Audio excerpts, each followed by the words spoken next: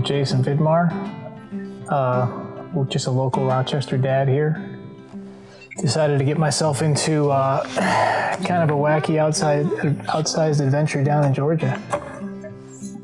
And what is that adventure? Georgia Death Race. My name is Jackie Merritt. I guess for this interview, I'm an ultramarathoner, also a physical therapist, and I work with stroke victims at Ember University School of Medicine currently. I'm Sean Runville and Bland. I'm the race director for the Georgia Death Race. This is our 5th year of putting on the race, and I started it, and here we are.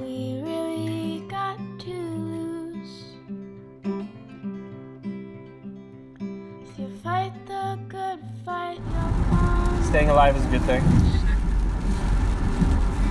That's my race strategy. Will soon be two fighters giving in to the rolling waters on our mountain. It's really interesting. This is year 5 of the Georgia Death Race, and when I first got on the scene, this was the first race I ever put on ever. Now we have like 9 races going on 11, moving out to Utah, Maui, possibly British Columbia and California. And when this race came about, it was kind of like the only races that were really going on at that point were like well-established races, old school stuff, and it was kind of like the old guard. Well, I'm the new guy. I feel like I'm the face of like the new type of runner, and it's not somebody who's a little bit older and super dedicated to running. It's people who enjoy drinking beer and just going out there and kind of blowing their body up and having war stories and traveling around and doing stuff like that. It's more of a, not that ultra running wasn't already laid back, but it's just kind of, I just feel like it's almost like skiers versus snowboarders, but we both exist together, we both get along at this point, and we're the new age of stuff. We kind of just don't really care what other people think, we just enjoy drinking beer, trail running. 2 cents a beer. Yeah. Dude, that's like, you know what that 22 cents is for? It's just for the aluminum. I think the word that immediately comes to mind is gritty. When I think of the East Coast runners, men and women, old and young, that have succeeded on the national or international stage, they're just gritty. Maybe they're from Vermont and they have to deal with 6-month winters and mud season. Maybe they're parents of 3 children and they're double worker families and they both manage running by waking up at 3 a.m. and splitting their runs through the day. Maybe they're gritty, because they seek out, something that's steep and hard because they were never really fast in high school. I think what I see here and what represents the Beast Coast to me is that sort of, we're just going to push through and get it done in spite of the fact that, in order to get a 30-mile run in, we might have to do 6 5-mile loops of this little rocky trail in a state park outside Philadelphia, like in Valley Forge, but they'll do it, and along the way get like 7,000 feet of vertical. That's Beast Coast.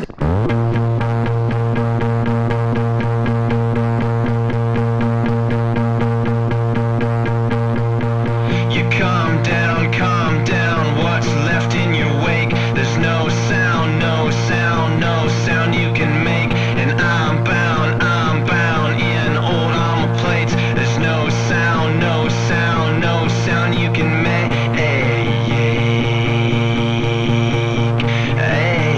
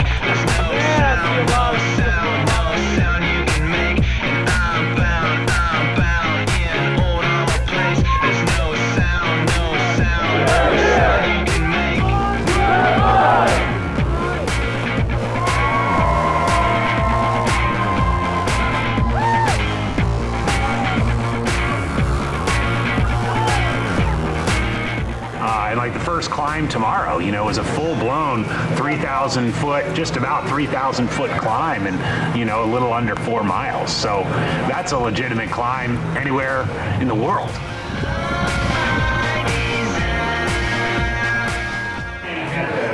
This course for the Georgia Death Race is very interesting because the first 40 miles, the trail was actually built in about less than a year, just under a year. They built it because they thought that the Blue Ridge Parkway was going to come through here and take out the AT. So they kind of rerouted this and it went straight up and over every single mountain, just going peak to gap, peak to gap. And so it's like one of the most undulating courses you've ever been on. But at the same token, the gradient of that, they don't build trails on that anymore. It's not a sustainable grade.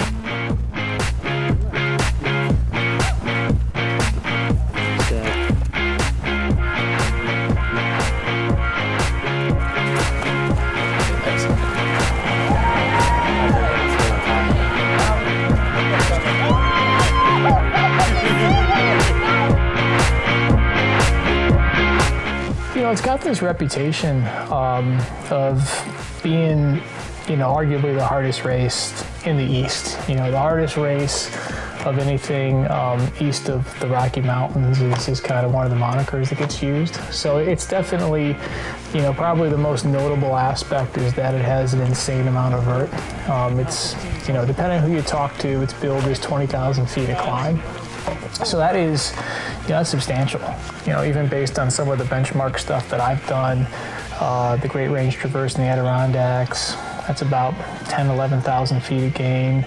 I did a Grand Canyon rim to rim to rim last summer. That was about in the same ballpark. So this is definitely raised to the next level. So that's kind of the most striking thing that most people hear about. It's a point-to-point through very remote terrain. You know, near the AT, passing through some national forests. You know, as you discover looking at this map, it's not super accessible.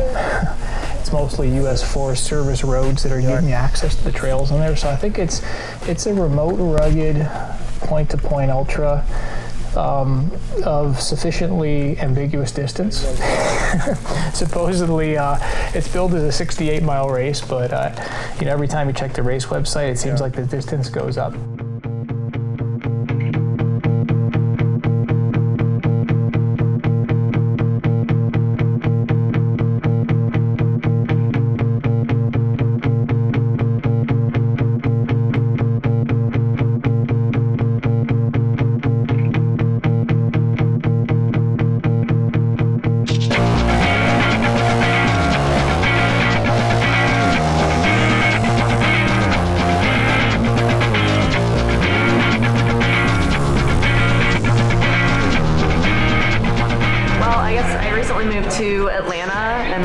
Georgia, and I know this is a pretty, you know, key event and pretty prestigious event down in the Southeast. So since I moved down here, I've really been trying to do a lot of the races down here and see the area.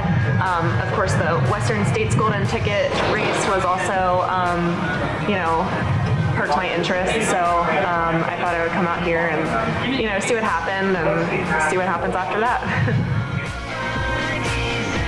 This is the only golden ticket race for the Western States on the East Coast right now, and I think it's drawing a lot of people here to the East Coast that wouldn't normally come out here, and we hope that they come over here, they get a taste for these trails and for our amazing community. I mean, you have a community all up and down the East Coast, the Beast Coast, and we hope people get a good taste for that, and they want to come back and they want more, and they come out here and they dig a little deeper, because I feel like with our races, we're just now scratching the surface over here, and again, we're 10, 20 years behind on ultra running over here, running, exercising, anything, and I feel in 10 years from now, when we're 15 years into GDR, I mean, it's going to be, I can't even fathom what it's going to be like.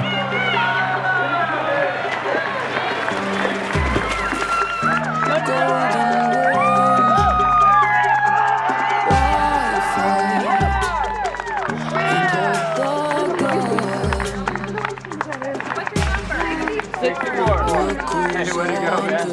Dude! Hey, congratulations. Nailed it.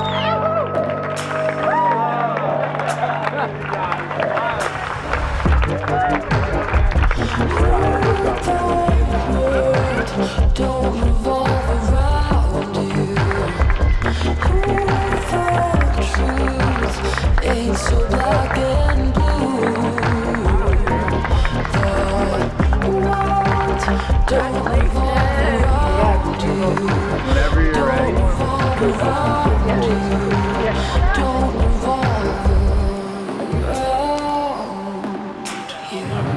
I mean, I guess you could say it's an outlet. I guess really for me, I'm really goal oriented. I find that, you know, in addition to just loving being out here in the woods, I can also kind of set and achieve goals out here while doing that. So I guess that's what keeps me coming back and what keeps me doing, you know, ultra running. I think, you know, it's definitely been an evolution in terms of what I hope happens or what I'm looking for. I mean, originally it was so simple. It was a crazy idea. It was a tough race, a tough challenge.